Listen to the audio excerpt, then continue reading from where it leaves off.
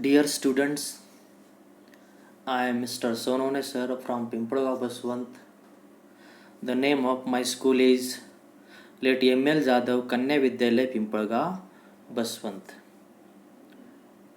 Today we are going to learn and discuss a very nice story. Standard 8th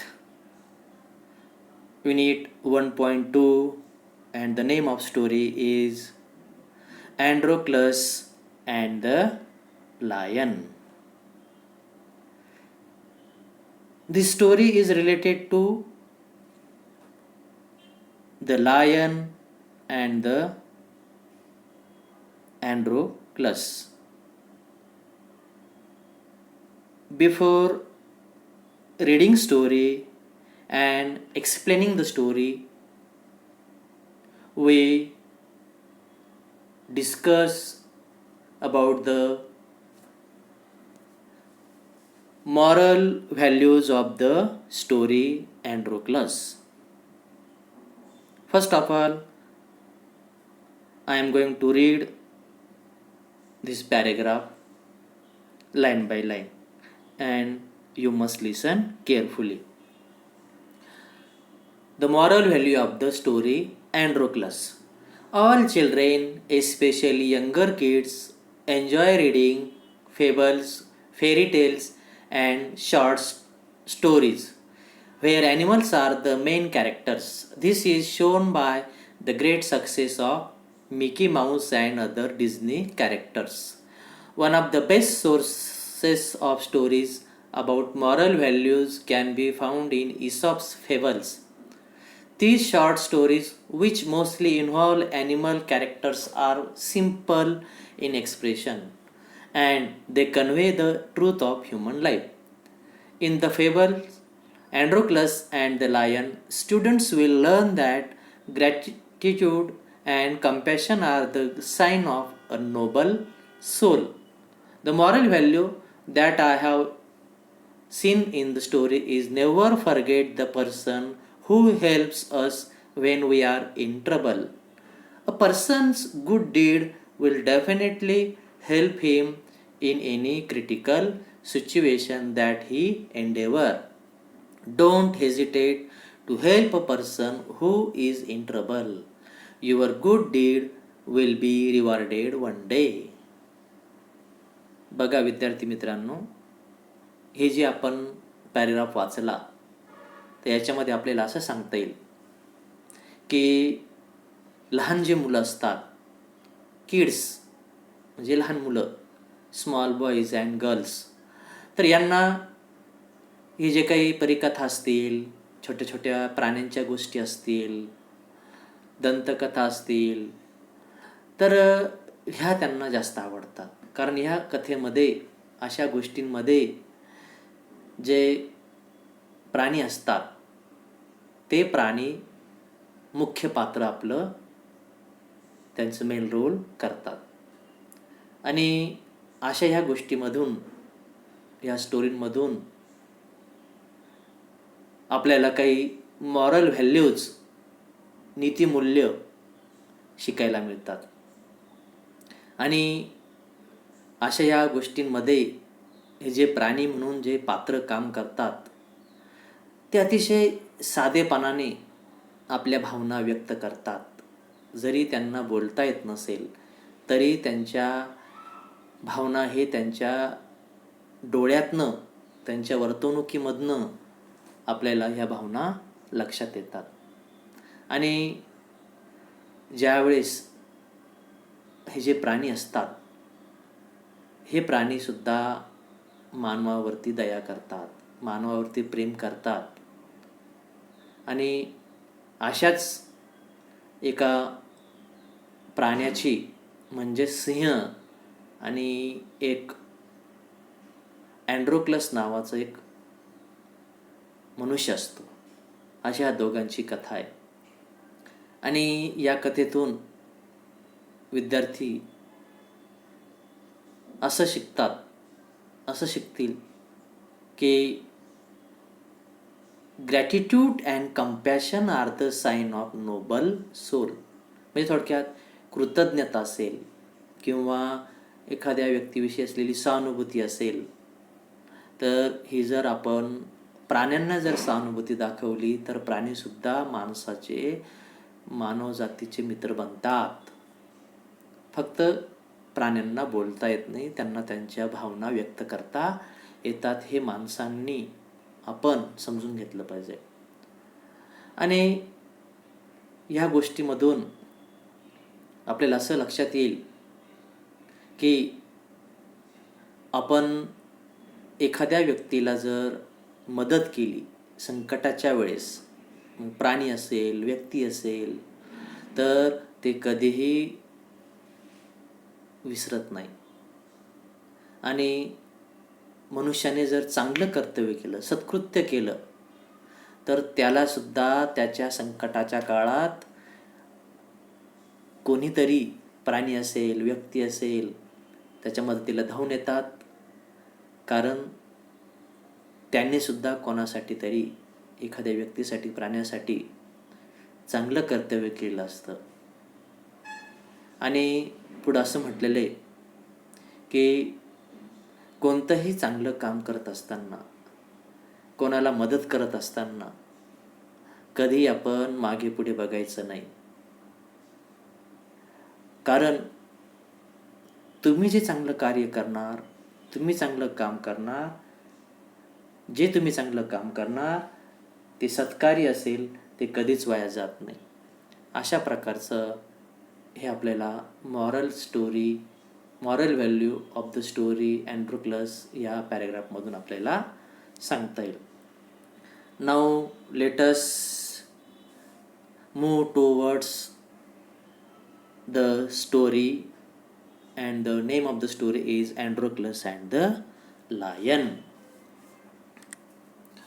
A long time ago, people thought it was okay for the group of people to make servants of other people. They called these people slaves. One slave was named Androclus. He had been a slave for many years and had served his master loyally. He had never tried to run away or escape to find his freedom. But one day, his master began to treat him badly. The master became disagreeable and began to beat Androclus often. Androclus decided to run away. He left the city and ran away to the countryside where he hoped to hide from his cruel master. He lived for a time by eating wild grape seeds from plants that grew and wild berries. But as he moved farther from the city, he entered a thick forest.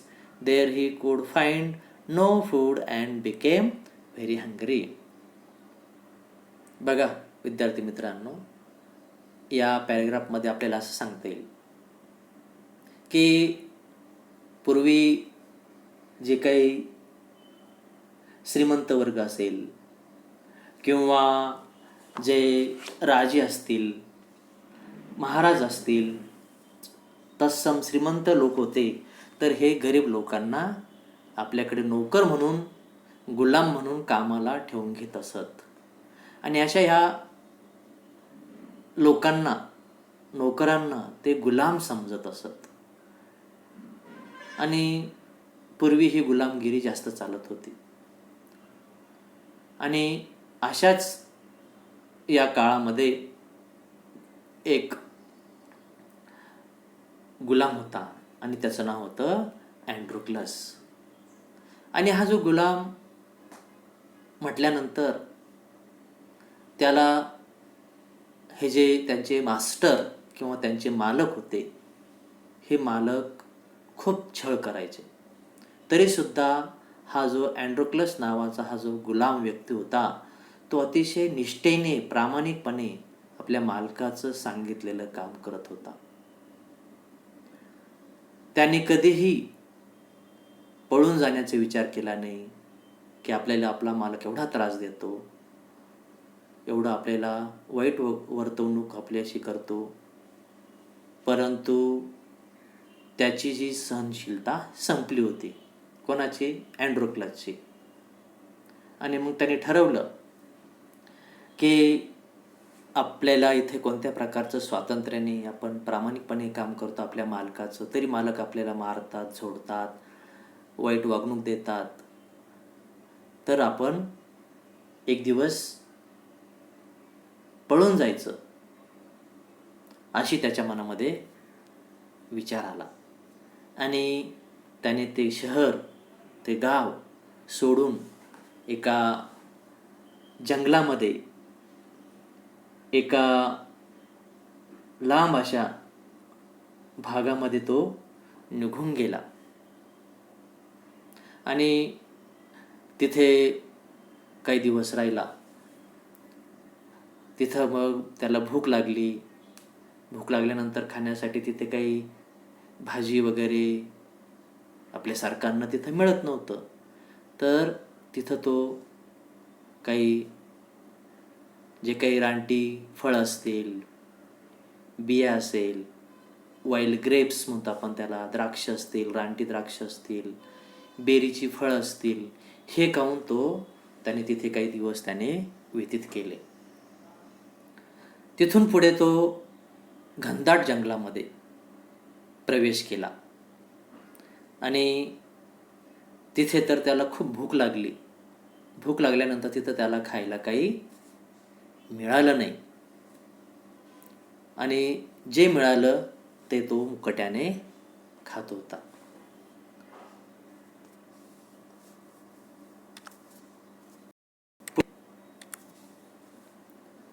पुढचा paragraph बघा आता.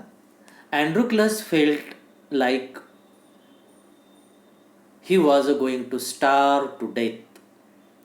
He crawled into a cave and laid down on the floor. He was so tired and hungry that he didn't care if he lived or died. He had just fallen asleep when he heard a growl. He looked up and saw a huge lion limping into the cave. It was roaring. The poor slave was afraid and had no way to escape. He thought the beast would kill him. But the lion did not kill Androclus. It limped over to the side of the cave and laid on the floor and roared in pain. The slave watched as the lion held up one paw and tried to bite at it. The animal had something stuck it in its foot and could not move without being in pain. बघा, या पुढच्या पॅराग्राफमध्ये आपल्याला असं सांगता येईल की त्या जंगलामध्ये गेल्यानंतर, पुढे घनदाट जंगलामध्ये गेल्यानंतर त्याला खूप भूक लागली. आणि स्टार्व म्हणजे खूप भूक लागणे, आणि उपासमारी झाली त्याची. आणि त्याला असं वाटलं की आपण आता आपला मृत्यू होईल, अशी त्याला जाणीव व्हायला लागली. मग तो तिथे असलेल्या गुहेमध्ये, केव म्हणजे गुहा, त्या गुहेमध्ये सरपटच, क्राउलिंग म्हणजे सरपटत जाणे, तर तो त्या गुहेमध्ये सरपटत गेला. त्या गुहेमध्ये त्याने प्रवेश केला आणि त्याने स्वतःच्या जीवाची काळजी न करता, पर्वा न करता तिथं त्या जमिनीवरती झोपला. आणि झोपल्यानंतर त्याला एक गुरगुर करण्याचा आवाज आला. ग्रोल म्हणजे गुरगुर करणे. तर तो आवाज आला आणि त्याने उठून बघितलं तर त्याच्यासमोर एक सिंह लंगडत लंगडत त्या गुहेजवळ आला. लिंपिंग म्हणजे काय? लंगडत लंगडत येणे. तर त्या गुहेजवळ आला आणि मोठ्याने ओरडायला लागला.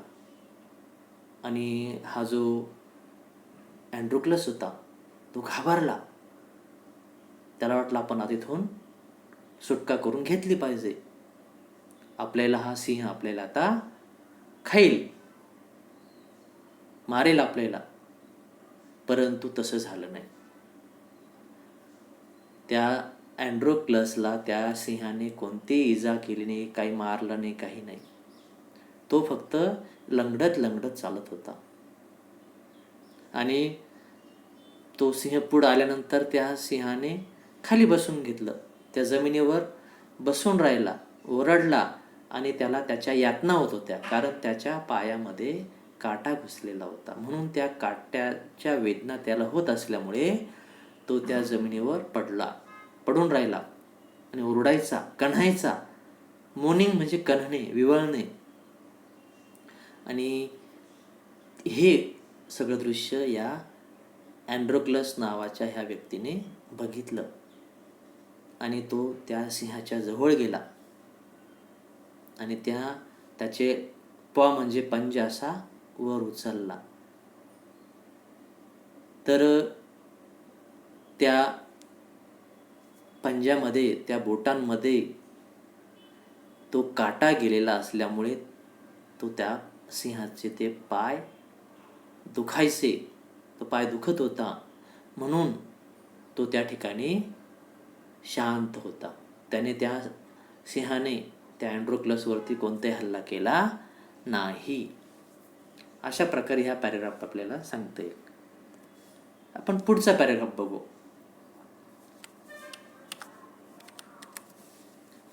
अँड्रोक्लस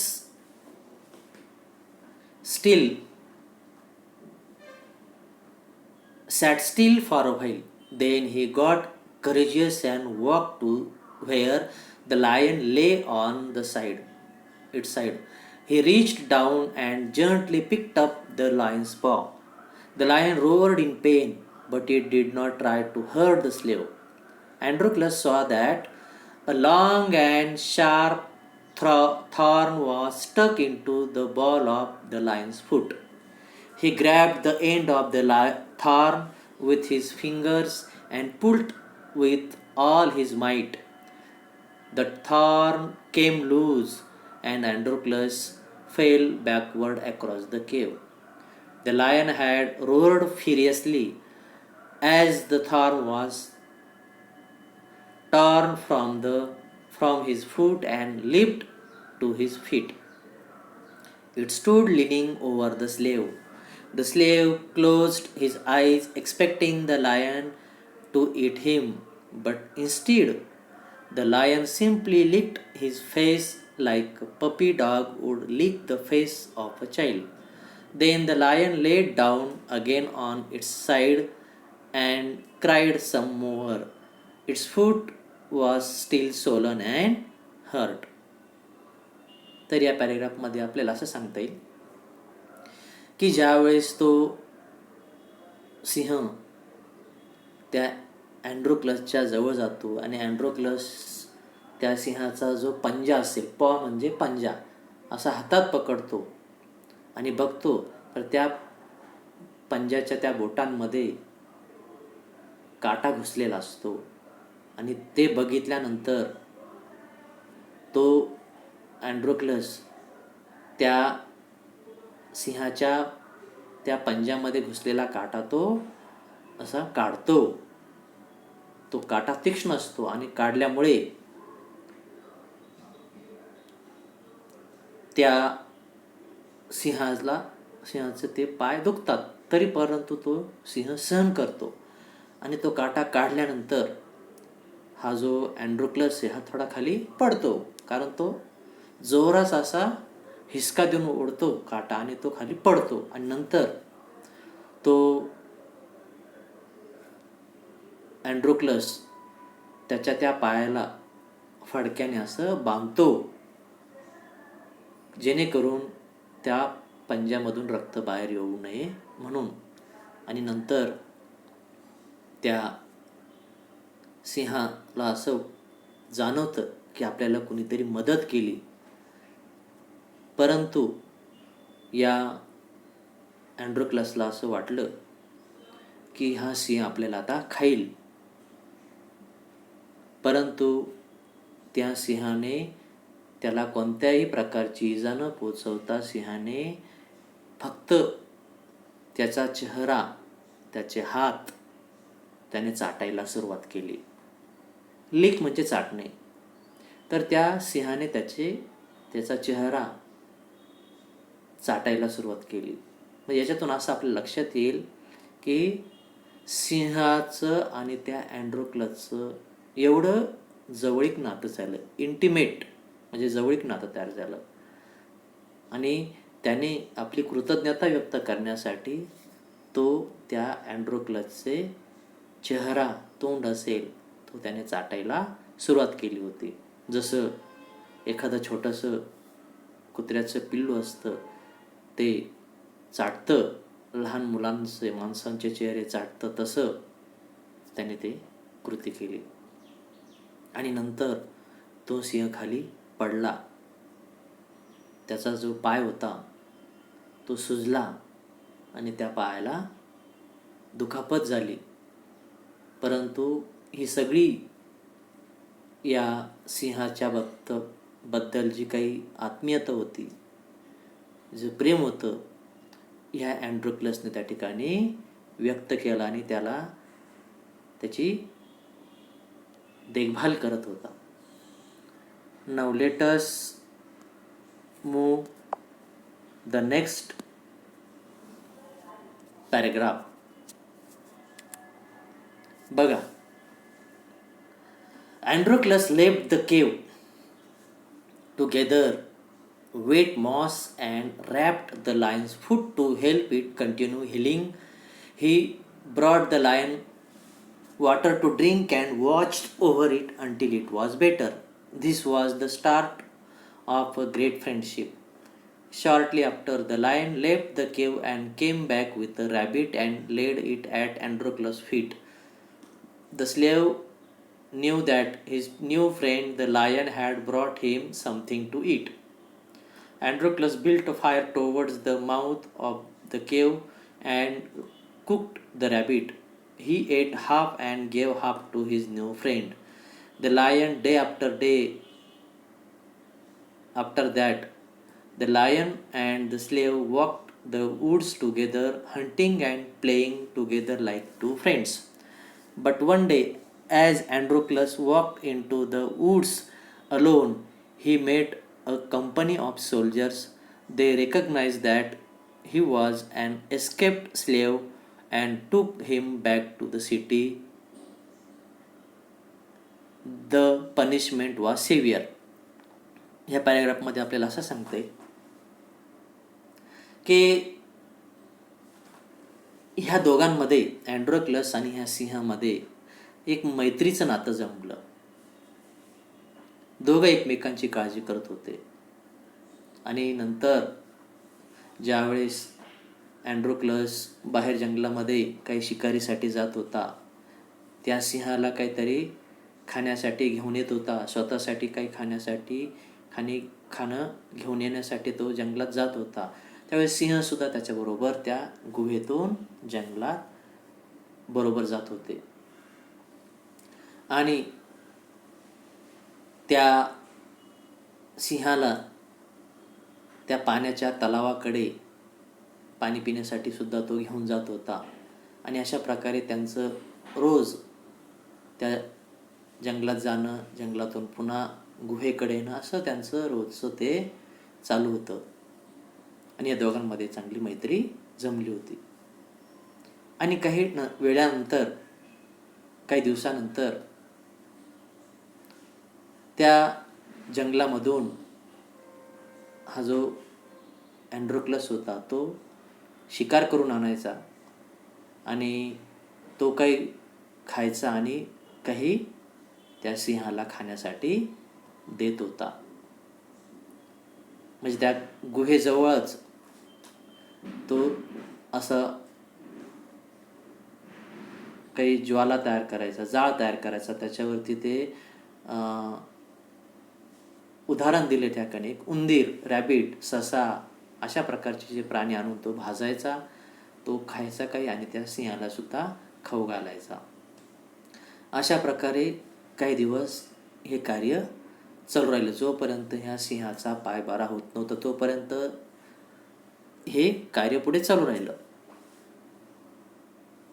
आणि नंतर त्या जंगलामध्ये काही सैनिक त्या ठिकाणी या अँड्रोक्लसला शोधण्यासाठी आले, कारण हा अँड्रोक्लसने त्याच्या मालकाला सोडून तो पळून आला होता जंगलामध्ये, आणि त्या मालकाने हे सैन्य त्याला शोधण्यासाठी, त्याला पकडून आणण्यासाठी ते या जंगलात आले. आणि त्या ठिकाणी त्या सैन्यांनी ह्या अँड्रोक्लसला पकडलं. पुढे बघा आता. For Rome slaves who ran away, his master demanded the harshest punishment for Androclus. The slave was taken to be locked up in a jail cell at the arena. The arena was a place where thousands of people came to watch races and sports. It was also a place where people came to see terrible punishments be given to criminals like runaway slaves. A lion was caught and locked up without food. The authorities were going to feed the slave to the hungry lion. Androclus was let out of his cell and showed into the open arena. He looked around and saw crowds of people laughing at him and waiting for the hungry lion to be released.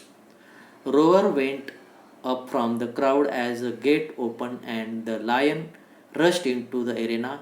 The lion roared in anger. It was hungry and there was food in the middle of the arena. That food was Androclus. तर त्या जंगलामध्ये सैनिक आल्यानंतर त्या सैनिकांनी ह्या अँड्रोक्लसला पकडलं, ताब्यात घेतलं, आणि जिथून ज्या व्यक्तीच्या घरून तो पळून आला होता, ज्या भागातून पळून आला, तिथं त्या सैनिकांनी त्यांना ते घेऊन आले. आणि त्या मालकाने ठरवलं की आपण याला जास्तीत जास्त कठोर शिक्षा द्यायची, आणि त्याने ती शिक्षा द्यायचं ठरवलं. मग त्या मालकाने ह्या गुलामाला, म्हणजेच ह्या अँड्रोक्लसला, एका जेलमध्ये बंदिस्त केलं. आणि बंदिस्त केल्यानंतर त्यांनी ठरवलं की काही दिवसानंतर आपण याला काय करू, आता एका मोठ्या एरेना, म्हणजे जे मोठं मैदान असतं, खेळाचं मैदान, त्या मैदानावरती त्याला आपण क्रूर शिक्षा द्यायचं असं त्यांनी ठरवलं. आणि तो दिवस उजाडला. त्या दरम्यान राजाने एका सिंहाला पकडून ठेवलं होतं त्याच्या पिंजऱ्यामध्ये, आणि त्याला काही दिवस अन्न पाणी दिलं नाही, जेणेकरून तो खूप भुकेला होईल आणि त्याच्या तावडीमध्ये जो सापडेल त्याला तो खाईल. अशा हेतूने त्या राजाने एका सिंहाला पकडून ठेवलं, डांबून ठेवलं, आणि त्याला उपाशी ठेवलं. आणि ज्या दिवशी त्या राजाच्या सैनिकांनी, राजाच्या नोकरांनी त्या एका मोठ्या मैदानावरती चोहूबाजूने सगळे लोकांची गर्दी जमली की हे राजा ह्या गुलामांना कशी शिक्षा देतात हे बघण्यासाठी खूप गर्दी झाली. आणि त्या दिवशी त्या राजाने ह्या अँड्रोक्लसला त्या मैदानामध्ये उभं केलं. लोकांची अफाट गर्दी होती. आता या गुलामाला कठोर शिक्षा होईल. आणि त्या एका पिंजऱ्यामध्ये जो डांबून ठेवलेला सिंह होता, त्या सिंहाला सुद्धा त्याने रिलीज केलं, म्हणजे सोडून दिलं, की जेणेकरून तो सिंह भुकेलेला ह्या अँड्रोक्लसला खाऊन घेईल. आणि अशा प्रकारे त्या ठिकाणी तो प्रसंग तिथे आपल्याला दिसून येईल. पुढे बघा आता आपण. The lion rushed at him and jumped into the air. It landed at Androclus' feet and reached up to put its face next to his. The crowd was on its feet. Everyone knew what would happen next. The lion would open its mouth and Androclus would meet his end. Instead, the lion stuck out its tongue and gave the slave's face a big lick. The lion was his friend. It was the same lion who he had helped earlier. Androclus put his arms around the lion's neck and gave it a big hug. Then he rubbed its head, and when it turned over, he scratched its belly. The people had expected to see the man get eaten and could not understand what was happening. They demanded to know why the lion had not eaten the man. "I am a man," said Androclus, "yet you treated me badly and made me your servant. I helped the lion, and he has become my friend. He treats me better than people have treated me. We love each other like brothers." Suddenly, the people felt sorry that Androclus had been treated badly. They demanded that he be set free. So Androclus was let go. He was given his freedom. The lion was also let go. It became the pet of Androclus, and the two lived together as friends for many years. बघा, या कथेच्या, या गोष्टीच्या शेवटच्या भागामध्ये आपल्या असं लक्षात येईल की ज्यावेळेस त्या अँड्रोक्लसला त्या मैदानामध्ये सगळ्याच्या साक्षीने उभे केलं, चौबाजूने लोकांची गर्दी होती की शिक्षा कशी दिली जाते हे बघण्यासाठी सगळे आले होते. आणि त्या सिंहाला त्या पिंजऱ्यातून सोडलं आणि तो त्या मैदानामध्ये आला. वेगाने असा धावत आला आणि त्याने या अँड्रोक्लसला बघितलं. त्या अँड्रोक्लसच्या पायाजवळ गेला आणि ह्या सगळ्या लोकांना असं वाटलं की आता हा सिंह याला आता खाणार, त्याला ठार करणार. हे सगळं अपेक्षित होतं सगळ्या लोकांना. परंतु त्याच्या विरुद्ध घडलं. त्या सिंहाने अँड्रोक्लस गेल्यानंतर, त्याच्याजवळ गेल्यानंतर या सिंहाला अँड्रोक्लसला वाटलं की आता हा सिंह आपल्याला आता खाणार. परंतु तसं न घडता त्या सिंहाने या अँड्रोक्लसचे चेहरा असेल तर तो त्याने चाटायला सुरुवात केली.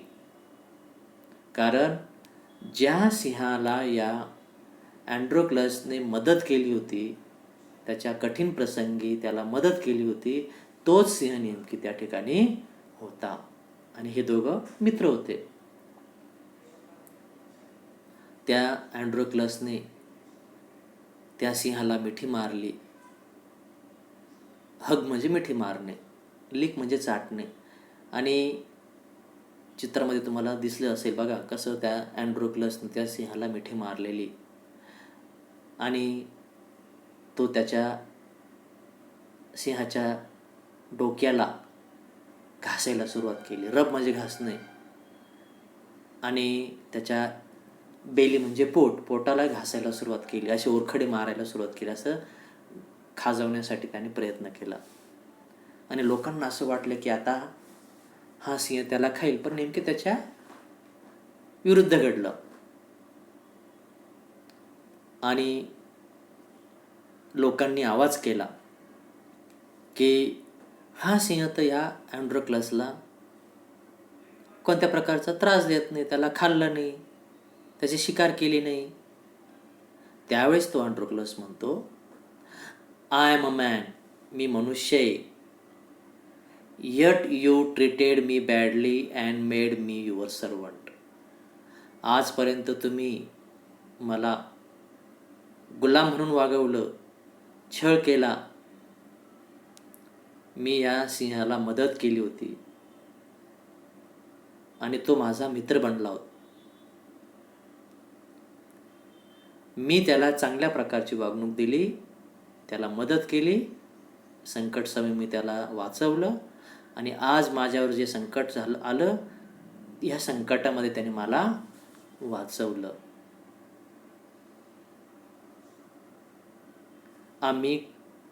ही treats me better than people. तो म्हणतो की लोकांपेक्षा ह्या प्राण्याने मला चांगली वागणूक दिली आणि मी पण त्याला चांगली वागणूक दिली. आम्ही दोघं भावासारखं राहतो, एकमेकांवरती प्रेम करतो. आणि हे सगळं ऐकल्यानंतर लोकांच्या लक्षात आलं की अँड्रोक्लसने जे केलं ते योग्य केलं आणि लोकांनी त्याची क्षमा मागितली आणि इथून पुढे त्याला कोणत्या प्रकारची वाईट वागणूक द्यायचं नाही असं ठरवलं. आणि सगळ्या लोकांच्या साक्षीने राजाला सांगितलं की आता याला तुम्ही या शिक्षेतून त्याला मुक्त करा. आणि त्या राजाने सुद्धा त्याला मुक्त केलं आणि राजा म्हटला की इथून पुढे तुला आम्ही कधीही गुलाम म्हणून तुला वागवणार नाही. आणि म्हणून तिथून त्याला सोडून दिलं. त्या मैदानातून अँड्रोक्लस असेल आणि तो सिंह असेल, हे दोघंही फ्री केले, मोकळे केले. दोघं पण बाहेर निघून गेले.